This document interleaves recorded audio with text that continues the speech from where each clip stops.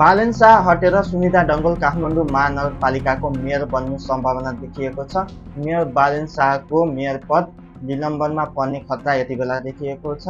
यति बेला महालेखा परिषदले मेयर बालेन शाहको नेतृत्वमा 10 ठाउँभन्दा पनि बढी ठाउँ आर्थिक अनियमितता भएको भन्दै प्रतिवेदन सार्वजनिक गरेको छ। जसमध्ये प्रमुख भनेको मेयर बालेन शाह आफै फ्रान्सको काँस फेस्टिभलमा जाँदा उनी सरकारको अनुमति बिना गएको, अर्थात् निजी भ्रमणमा जाँदाखेरि उनी र उनका दुईजना सल्लाहकार मिलेर महानगरपालिकाको खाताबाट 52 लाख रुपियाँ खर्च गरेको र त्यसमा अनियमितता भएको भन्दै छ भने त्यसबाहेक सुनको लोगो बनाएको 162 वटा सुनको लोगो, सुन र चाँदी मिसेको लोगो बनाएको र त्यसका लागि 55,89,000 रुपियाँ खर्च गरेको, जुन कि सामान्यतया 100-200 रुपियाँमा बनाइने यो कोटमाला लोगोको लागि 55 लाख रुपियाँ खर्च गरेको सुनको बनाएर त्यसमा पनि अनियमितता भएको भन्दै प्रश्न उठाएको छ भने चिया नास्ताका लागि 1.5 करोड रुपियाँ बढी खर्च गरेको भन्दै यसमा पनि अनियमितता भएको भन्दै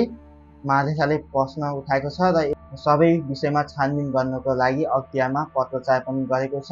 र हिजो मात्रै अख्तियारले मेयर बालेन शाहलाई 52 लाख रुपियाँ जुन खर्च भएको थियो विदेश भ्रमणको लागि, त्यसबारे जवाब दिनको लागि, त्यसबारे बयान दिनको लागि बोलाएको थियो र यदि मेयर बालेन शाहलाई यी लगायत जुन पनि उसमा दोषी देखेपा अख्तियारले मुद्दा चलाउने छ र मुद्दा चलाउने बित्तिकै मेयर बालेन शाहको मेयर पद निलम्बनमा पर्नेछ।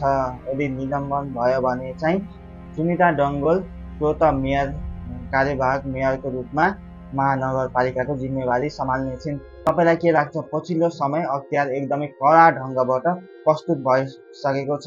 चाहे त्यो सत्ता पक्ष होस् विपक्ष होस्, कसैलाई छाडेको छैन। उप प्रधानमन्त्री अनि पूर्व प्रधानमन्त्रीलाई समेत अख्तियारले यति बेला मुद्दा चलाएको अवस्था छ। पूर्व प्रधानमन्त्री माधव नेपाललाई पनि अख्तियारले पतञ्जलि जग्गा काण्डमा मुद्दा चलाएको छ र सरकारमा रहेका मन्त्री नेताहरू, काङ्ग्रेस एमालेका नेताहरूलाई पनि मुद्दा चलाएको छ भने सरकार पक्षकै मोहन बस्नेतलाई समेत यति बेला अख्तियारले मुद्दा चलाएको अवस्था छ 13 मक्स घोटाला काण्डमा। अब हेर्न बाँकी छ, अब यदि अख्तियारले कसैलाई पनि छोड्नेवाला चाहिँ छैन यदि दोषी देखेको खण्डमा। र यति बेला प्रधानमन्त्री चाहिँ केपी ओली छन्। केपी ओली र मेयर बालेन शाहबीच टक्राव रहँदै आएको छ। बालेन शाहले केपी ओलीलाई बारम्बार भ्रष्टाचारको आरोप लाउँदै सामाजिक सञ्जालबाट खुलाउने काम बालेन शाहले गर्दै आएका छन् र बालेन शाहलाई कसरी खुलाउने भन्ने सोचिरहेको बेला, कसरी तल झार्ने भन्ने सोचिरहेको बेला यस काण्ड